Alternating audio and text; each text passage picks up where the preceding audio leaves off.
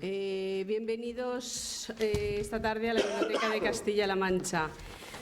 Hoy, bueno, estamos muy bien acompañados. Hoy la verdad es que va a ser una tarde muy bonita y muy entrañable, porque tenemos en la biblioteca a dos personas muy queridas por la biblioteca y por mí, dos personas de todos nosotros conocidas, porque tienen una brillante trayectoria profesional. Tenemos a Miguel Gómez Bonmediano, que es archivero, es profesor, es también académico de la Real Academia de Bellas Artes y Ciencias Históricas de Toledo, pero él viene no en calidad de protagonista, sino viene en calidad de acompañante. Esta tarde viene a acompañar y a presentar a la verdadera protagonista de la tarde, que es Maite González Mozos. ¿Qué tal, Maite? Bien, gracias, Carmen. Bueno, ella también es toda una personalidad en los círculos toledanos y regionales. Como bien saben, es escritora, es diseñadora, es comisaria de exposiciones, pero no la voy a presentar yo, lo va a hacer Miguel. Y ella viene a ofrecernos, a traernos su último libro, que es Luces en el Llano. Y dirán ustedes, ¿por qué? Aunque bueno, no lo dirán porque todos los conocemos, pero ¿por qué han venido los dos para llevar a cabo esta tarde un diálogo que va a ser muy, muy interesante? Porque conociéndolos sabemos que lo vamos a pasar muy bien, porque les une muchísimas cosas, pero entre otras que los dos son de Puerto Llano.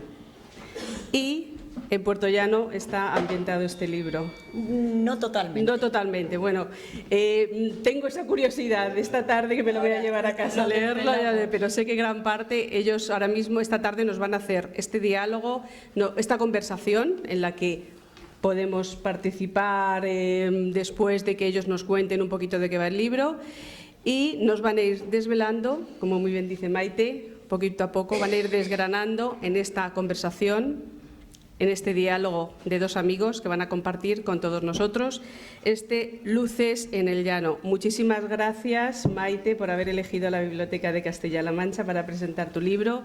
Ya sabes que esta es tu casa. Gracias a ti. Ella colabora permanentemente con nosotros en talleres, exposiciones, etcétera. Y gracias, Miguel, también en esta biblioteca por venir a compartir esta tarde con Maite y con todos nosotros. Tú también, esta es tu casa, por supuesto, igual que la de Maite, igual que la de todos ustedes.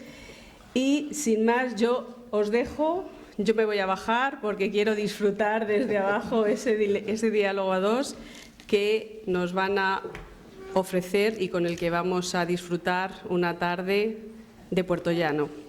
Veo también a más personas de Puerto Llano por aquí, ¿qué tal? José Domingo, con lo cual, bueno, pues va a ser una tarde muy bonita en la que los que no somos de esta ciudad, pero a la que queremos conocer, pues esta tarde la verdad es que va a ser muy, muy ilustrativa para todos. Yo, sin más, les dejo con Maite y con Miguel. Muchas gracias a los dos. Gracias, Carmen. Gracias.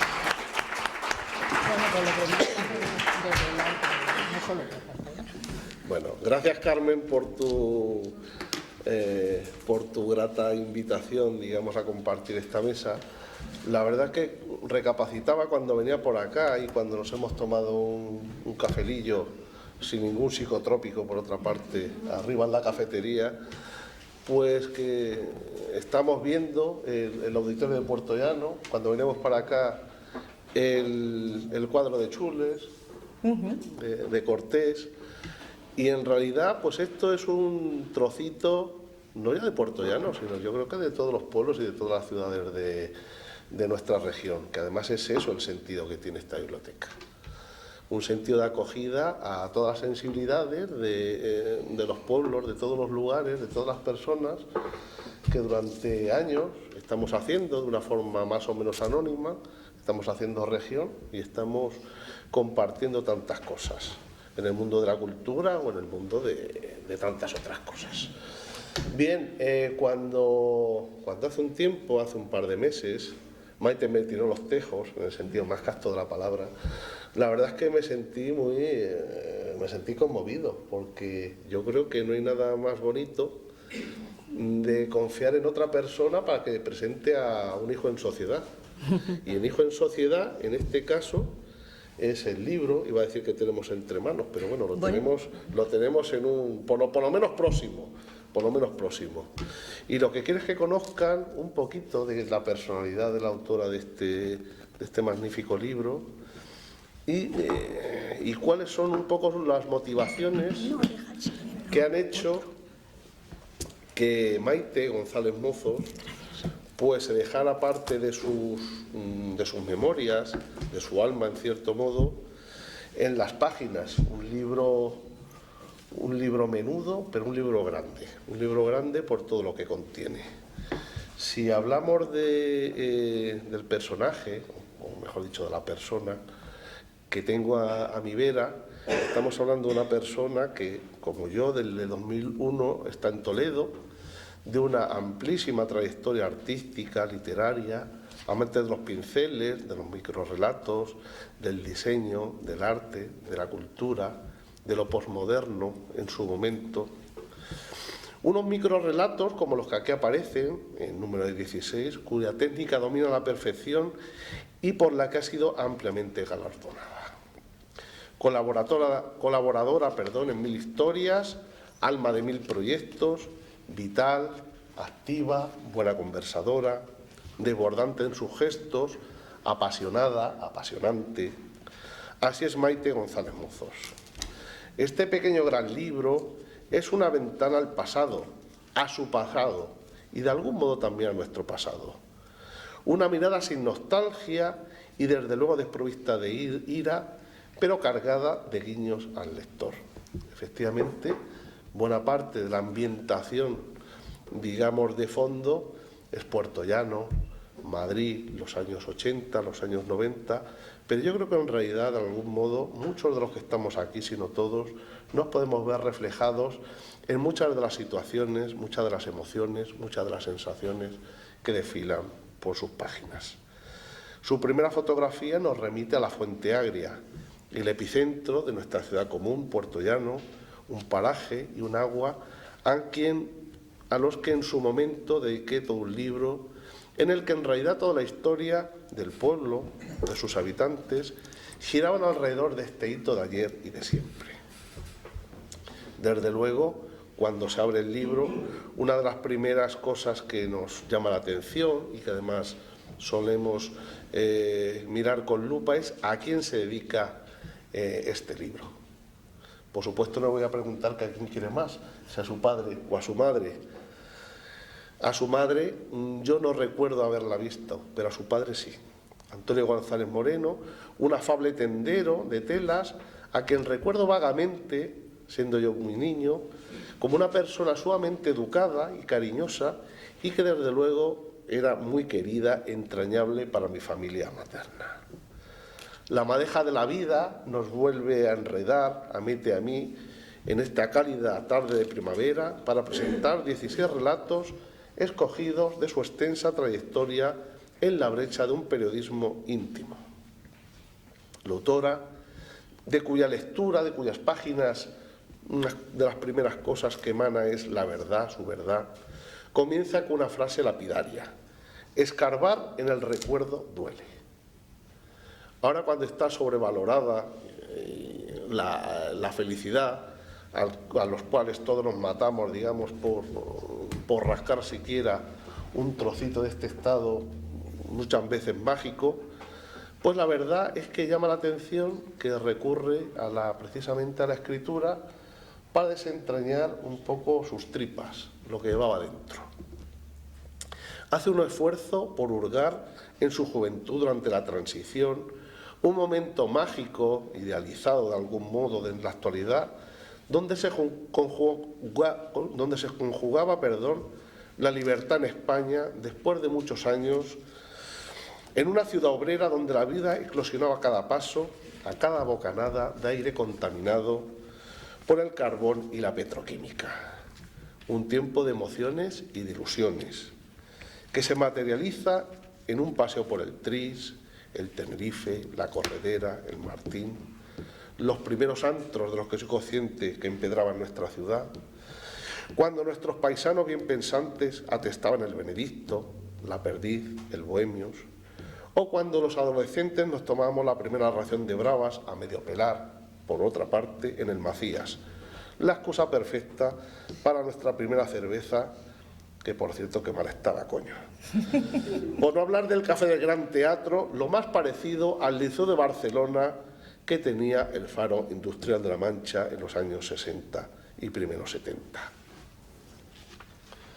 Una persona que, lejos de quedarse, digamos, anclada en el puertollano de la época, fue una de las primeras en visitar, por ejemplo, la Feria Arcos de Arte Contemporáneo, de visitar exposiciones, de visitar galerías, de meterse en la modernidad que, en este caso, entraba desde el norte y llegaba desde Madrid a Puertollano antes que llegara el AVE.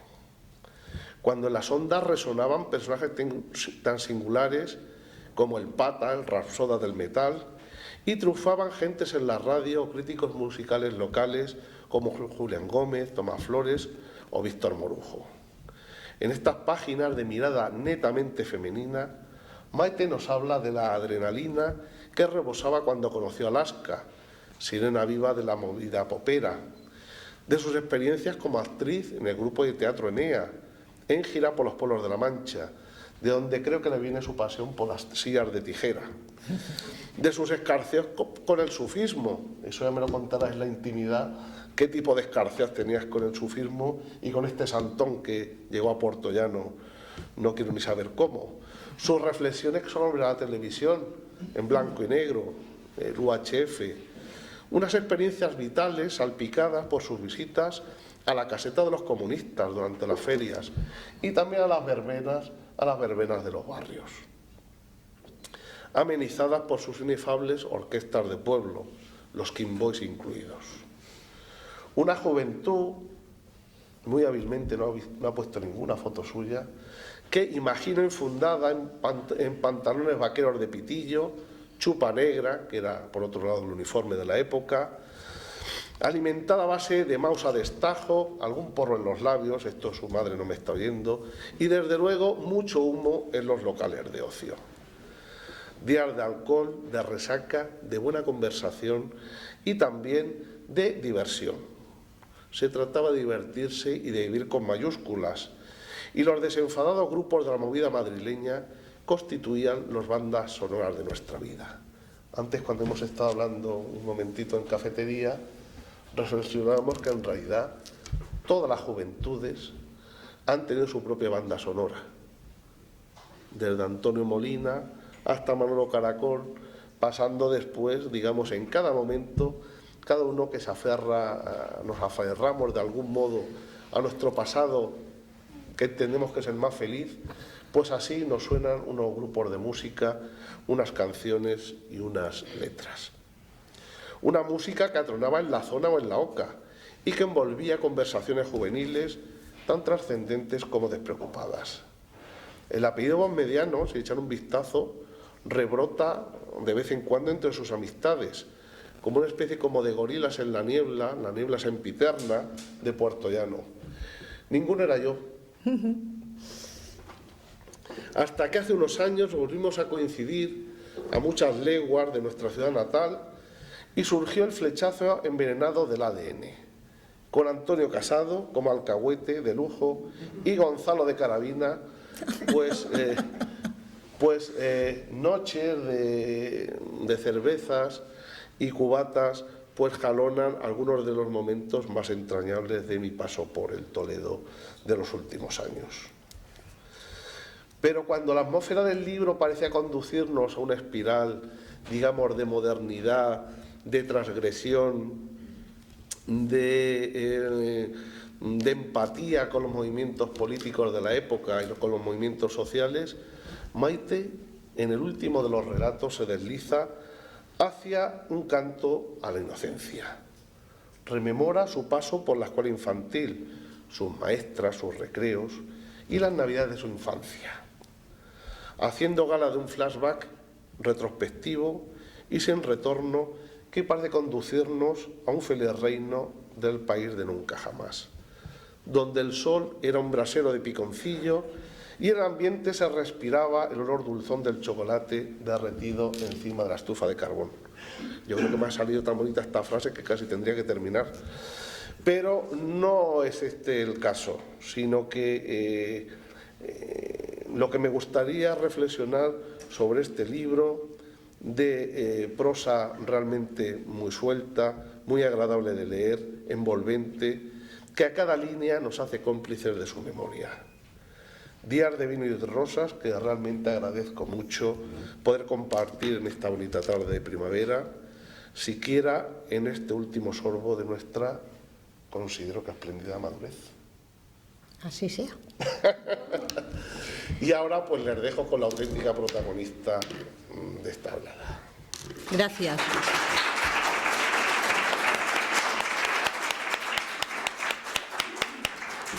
Bueno, pues ya lo ha dicho todo, sí. Si ha hecho un recorrido. De sonada que son, ¿cuántas lo que hojas? 80 y muchas hojas. Son 90 y tantas, no, exactamente son 92 o 90, pero faltaba lo que se os da cuando si queréis cogerlo, que es el último relato que tenía que estar aquí. Por motivos de imprenta, o no sé si del editor, no ha entrado el último relato, que engordaba el libro y engordaba el precio. Entonces, pues decidieron dejarlo así y os lo dan porque muchos de estos relatos, la mayoría, pertenecen a este periódico que escribo desde el año 2012. Están hechos una recopilación para sacar el libro, no todos, pero la mayoría. Y por eso se os da ese último relato que está fuera. Ante todo quiero dar las gracias por estar aquí, a todos los que estáis, amigos. Me encanta, me gustaría presentar libro pues todos los meses para reuniros y para ver vuestras caras. Y a Carmen y al equipo de la biblioteca por lo maravillosos y lo bien que me tratan siempre. Y bueno, yo quería matizar alguna cosilla de lo que ha dicho mi paisano.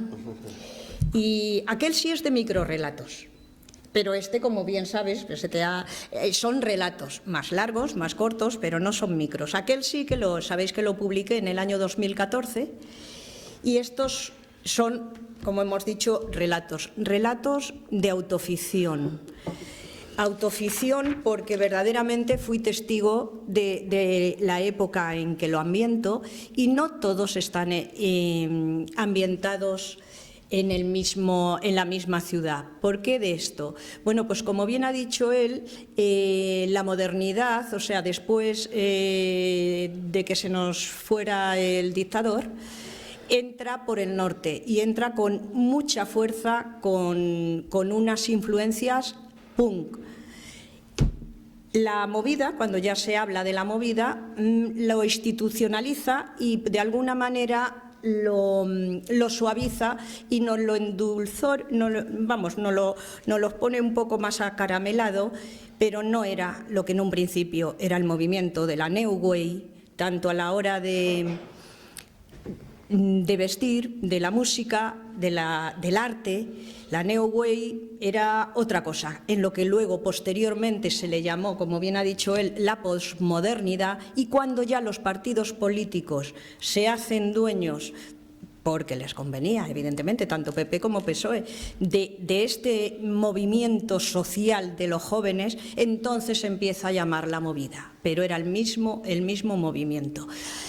Viene de Vigo, ciudad muy paralela a Puerto Llano, pasa por Madrid y recae durante unos años en Puerto Llano. Palabras de Alaska es que en aquellos momentos esta ciudad en la que ambiento los relatos era tan importante como Madrid y Vigo en la movida en aquellos años. Pero podían estar estos relatos en cualquier ciudad ambientados, en cualquiera de aquel tiempo, claro. Tú me dirás. Tú me dirás, bueno, yo tenía aquí una serie de, digamos, de pequeñas, más que preguntas, para intentar profundizar un poco en la psicología de la persona. Y el primero sería, claro, son muchos de estos relatos ambientados en tu juventud. ¿Y piensas que la juventud es un sueño del que no es preciso despertarse del todo?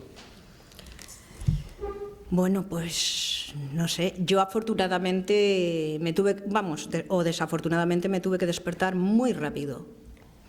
Muy rápido me desperté de la juventud y creo que sí, que mira, que no quiero volver a los 15. Hombre, la piscina de Cocún desde luego no está cerca. Por el libro además desfilan muchas personas, algunas de las cuales llegué a conocer, otras no. Pero me llama bastante la atención que muchos de ellos ya están muertos. Y no somos tan mayores, o eso quiero pensar. Pues sí, desgraciadamente este libro es una elegía o es un homenaje a aquella generación que se fue quedando en el camino. Aquellos tiempos fueron muy duros de droga, de sida y de accidentes de tráfico. Entonces, en cada relato hay gente que me acompañó y que ya no está. Además, concretamente, como te has enterado hoy, vengo muy motivada de este tema, pues porque la Semana Santa mía ha sido más que de pasión, de muerte. He enterrado a 3 personas muy de mi vida, el Jueves Santo, el Domingo de Resurrección y el Viernes de Dolores. Entonces, pues bueno, pues estoy muy motivada. Pero el libro estaba escrito antes y es un homenaje a aquella gente que se quedó en el camino y que, como muy bien dice Rosa Montero, yo he intentado transmutar esa muerte sin sentido en sensata belleza con el arte de la literatura. Es un recuerdo a aquellas personas que muchas veces he tenido que evitar sus nombres porque esto de la autoficción, como decíamos antes, es una materia muy difícil de manejar porque es muy permeable. Donde entra la realidad se filtra la ficción y viceversa. Y entonces he preferido el anonimato de ciertas personas o cambiarles el nombre por respeto a sus parientes. Y luego no es nada triste, lo que pasa es que tiene ese aire un poquito nostálgico, no sé si tú lo has percibido así. Bueno, yo creo que todos nos queremos instalar o nos sentimos cómodos en una niñez o una juventud donde se suponía que no había grandes problemas, donde se suponía que estabas conociendo a gente, que estabas viviendo, que estabas empezando a vivir. Y entonces, desde luego, pues rezuma, tu ágil prosa, desde luego rezuma este tipo de cosas. Cuando se habla también de los años 80, incluso primeros 90, también cuando se ven documentales de la época, una cosa que nos llama la atención, sobre todo si tiene críos pequeños alrededor, es decir, joder, qué mal vestían en esa época. Claro, yo creo que ha sido muy hábil a no poner ninguna fotografía tuya, pero ¿cómo te devoró la moda de ese momento? ¿Eras una mujer de cardados? ¿Eras una mujer, digamos, de ojos muy pintados, de ropa chillona? No, yo venía de la época post-hippie y entonces, pues no, como has dicho tú, me devoró, aquella moda devoraba. Y además, si no estabas, pues no estabas, no podías integrarte, porque entonces sí lo que había eran muchos guetos. Entonces no podías ir a determinados sitios si no ibas con el uniforme tú has dicho el pantalón de pitillo, pero verdaderamente a mí me pilló más el pantalón de campana, el cual me encanta y ahora me lo he vuelto a sacar. Lo de atravesar el armario es lo que tiene, que te encuentras cada cosa de mucho cuidado. Maite, ¿la noche te sigue confundiendo? No, la noche ya no me confunde y además La noche es que en aquel tiempo era imprescindible, era obligatoria. Había que estar, había que salir, si no parecían que te ponían falta. Sí, es verdad. La noche era peligrosa, ¿eh? Las calles estaban llenas de vida. Como dice Almodóvar en la última película, en las noches las calles eran campos de minas. Las calles eran muy peligrosas y, como poco, muy retadoras. Había gente que salía solo de noche, a altas horas, con cuerpo, como se suele decir, pidiendo comisaría. Es que tenías que tener mucho cuidado donde pisabas porque había muchas minas que saltaban. Y era una época pues que la noche fue pues lo que nos definió aquel tiempo. Pero no solo debemos de hablar de aquel tiempo, porque parecería que solamente están ambientados hay, como sabes, algunos otros antes, desde el año 73, 74 hay relatos ambientados. Y hasta el año 92, que es cuando la movida muere de éxito. Ya no podía más, ya revienta, llega al tope y uno de los relatos pues acaba también ahí. ¿Hay algo de desencanto, digamos, en algunos de estos relatos? ¿O es un canto a la vida? Es decir, si tú de un brochazo tuvieras que subrayar, digamos, cuál es el eje en torno al cual pivota el libro, ¿es un canto a la nostalgia, al desencanto, un canto a la vida? Sí, es un canto a la vida, pero yo creo que subyace ese carácter nostálgico. Nostálgico no porque se nos haya ido aquella época, sino por nuestra juventud, por aquel tiempo de entusiasmo que lo vivimos de aquella manera a tragos, por si se nos escapaba. No nos lo creíamos, que la libertad hubiera estallado como estalló en las calles, en todos sitios. Esa forma de vida, con aquel entusiasmo que vivíamos y que luego, claro, vino abajo ese desencanto. Hubo tiempo claro, es que todo esto está muy ligado al movimiento político de aquella época. Tenemos que tener en cuenta que frente a las luchas de los años 60, que veníamos muchos grupos, nos acomodan en los años 80 con este velo que echa la transición, este velo al olvido del franquismo. Y también luego nos invita, nos mete de lleno en el consumismo de los años 80. Entonces es un poco de olvido de aquellos años de los que veníamos y de celebración, que es el carácter lúdico que se le ha querido dar a aquellos años, porque evidentemente convenía a los partidos políticos. El PCE, tenemos que tener en cuenta que abandona el leninismo, y el marxismo, el PSOE. Entonces ese desencanto en los que estábamos muy comprometidos, pues sí que creo que se refleja. Y todo este tiempo, toda esta movida arrolladora deja al margen a mucha gente que no se siente identificada con los últimos años de la movida.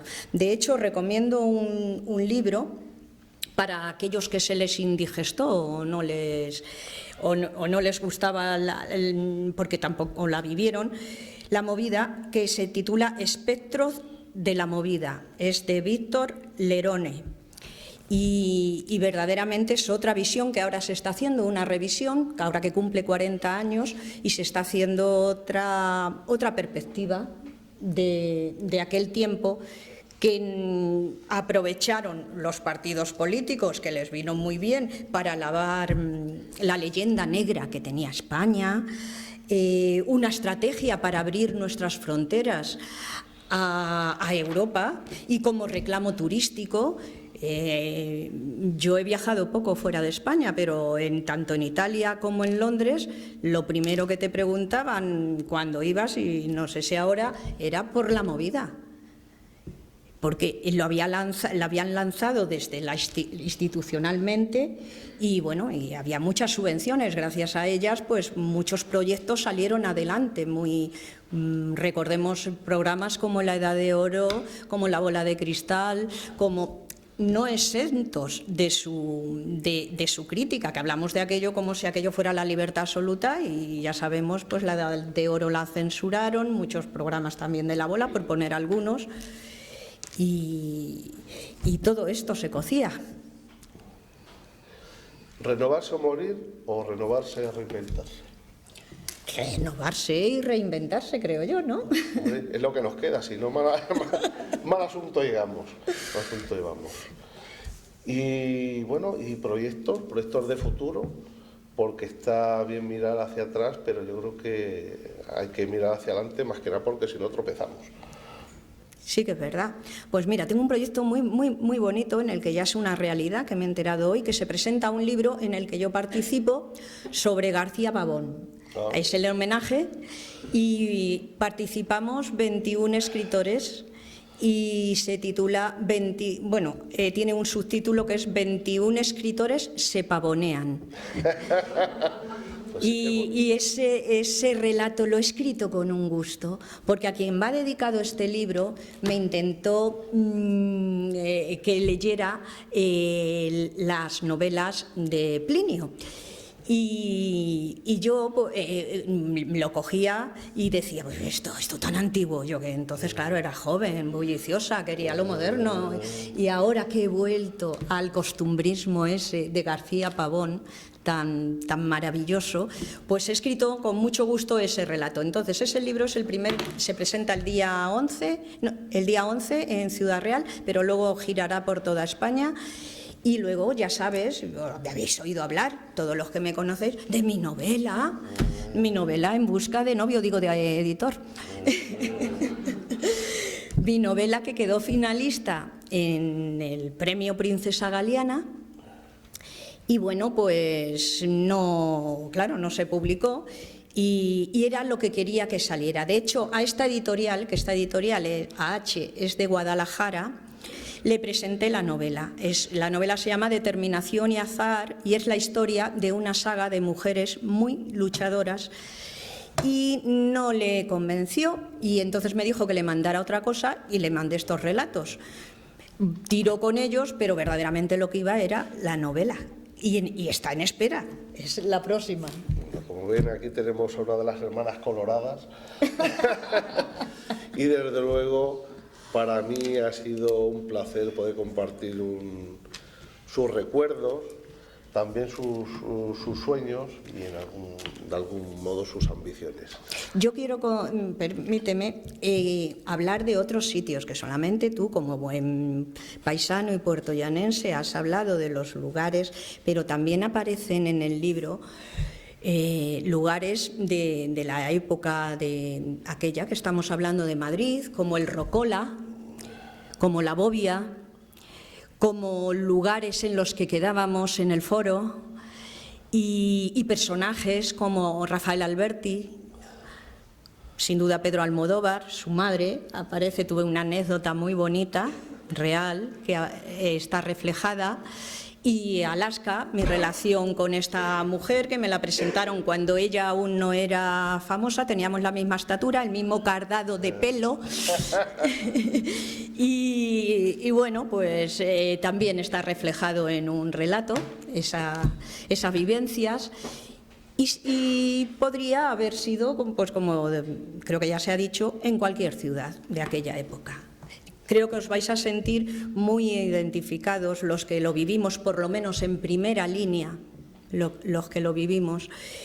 y que si os gustaron la música de aquella época, los bares, los lugares y aquellos personajes, que verdaderamente fue una época florida, unos años dorados, pues os vais a sentir cómodos leyéndolo. Claro que sí.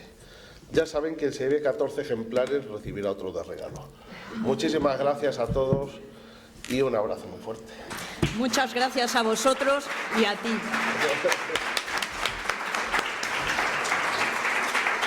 Sí. Dime, Sandra. Bueno, felicitarte, enhorabuena. Y Gracias. Simplemente preguntarte cómo era ser mujer en la movida y si los hombres no eran modernos como ahora. En absoluto. Los modernos eran muy rojos, conllevaban los pelos por los codos, con el pelo muy largo, pero luego topabas pues con todo el patriarcado que hoy día todavía topamos. Es que eso cuesta no décadas. Vamos a esperar que lo vean nuestros ojos. Gracias. Sandra, ¿alguna cuestión más? Una pregunta que yo te quería hacer. Sí, dime, Carmen. Soy de edad parecida y que también ha vivido de esas épocas. ¿Tú no crees que la movida sí que trajo... Es verdad que los políticos se apropiaron de ella, pero también fue positiva por la modernidad que trajo a España, porque como bien dices, veníamos de unos años oscuros, tristes, y yo creo que todos esos años 80, pues trajeron un jarro de felicidad, un jarro de color, de modernidad que hacía falta. Entonces, ¿qué piensas?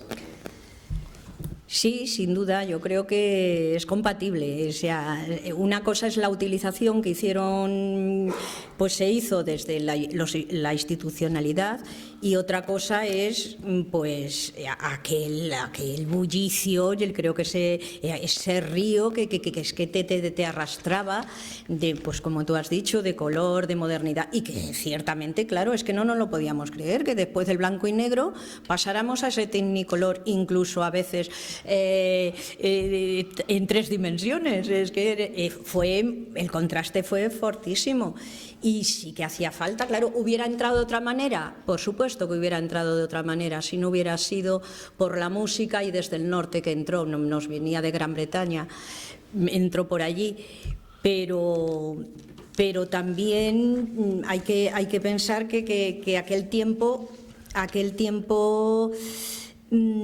pues esto que he dicho, que no se quedaron toda aquella generación satisfecha y en eso, porque por ejemplo había mucha gente que la movida no apoyaba, dícese a los cantautores los dejó de lado, a la música folk también la dejó de lado, los mismos chunguitos los relegaron a las gasolineras, en fin, que no todo el colorido estaba bajo la capa y sobre todo de los últimos años de la movida.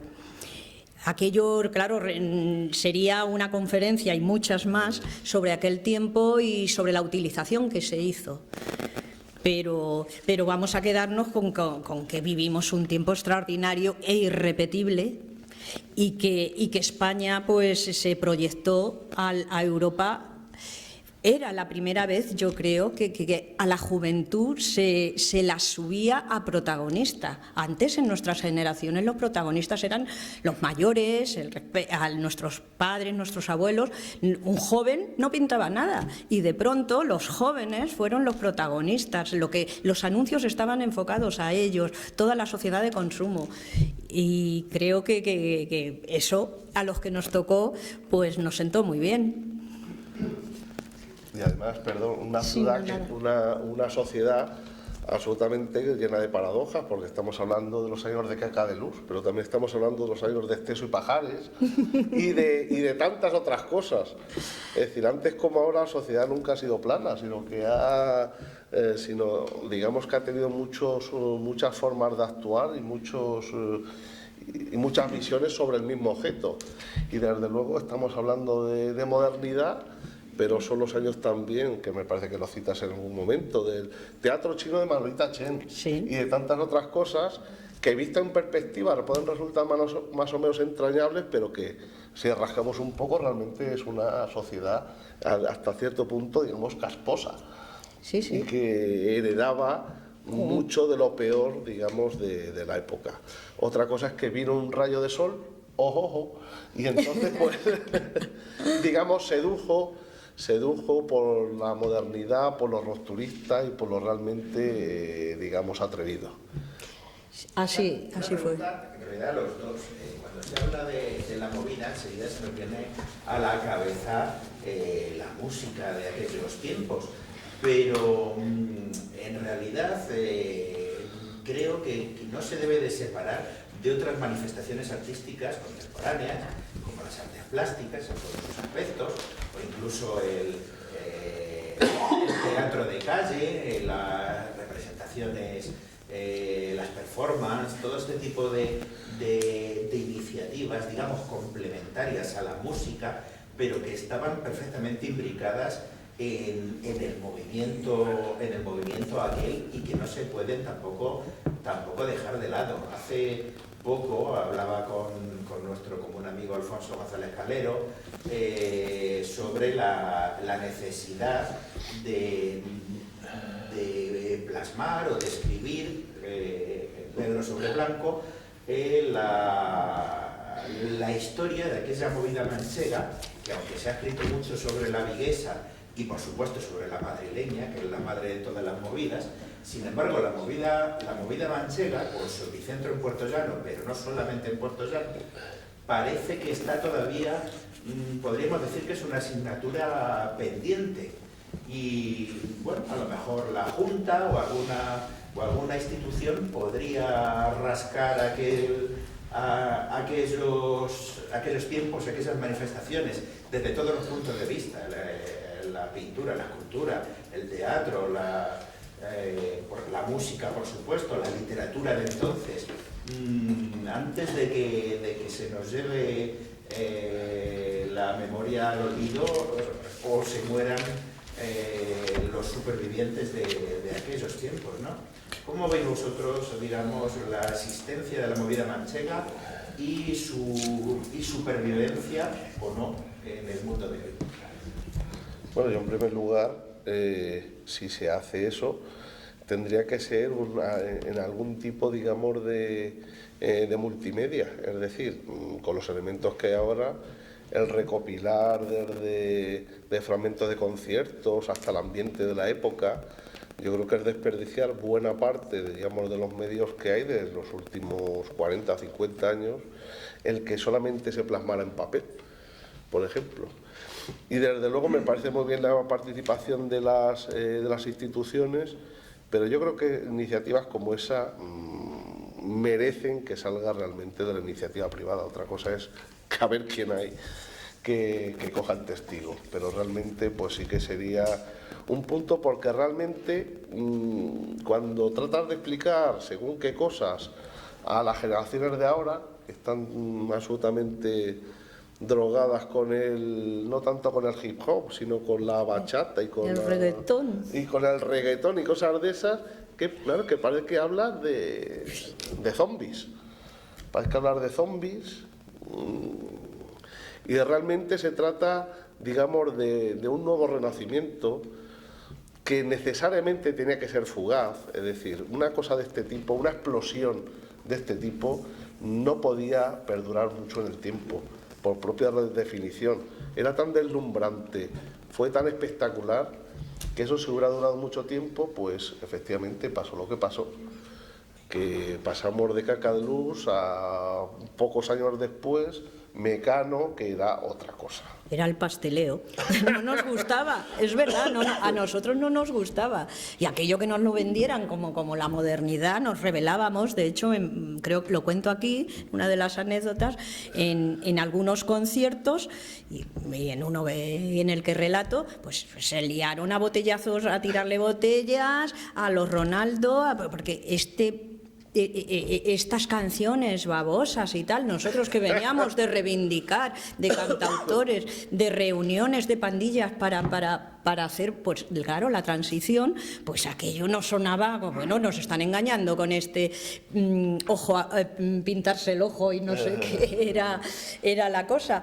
Y en lo que te refieres a aquello, algo se está haciendo a nivel nacional, porque en Madrid se ha puesto en funcionamiento, con motivo de los 40 años, lo que se le está llamando la posmovida. Se está editando un montón de libros. Se están haciendo, pues por ejemplo, en el Museo de Arte Contemporáneo está la exposición de pintura y fotografía Pongamos que hablo de Madrid, que no tiene desperdicio.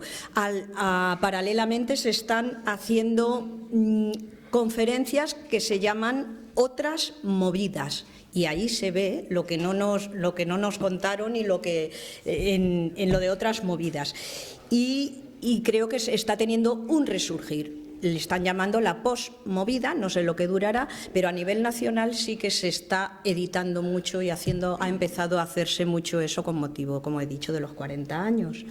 Sí. No os olvidéis recoger el último relato, que no ha cabido en el libro, vamos, no ha cabido porque no han querido, y bueno, pues si hay alguna cosa más, y si no, agradeceros de verdad vuestra presencia, que me encanta veros, y que espero que hayáis un poco disfrutado. Muchas gracias.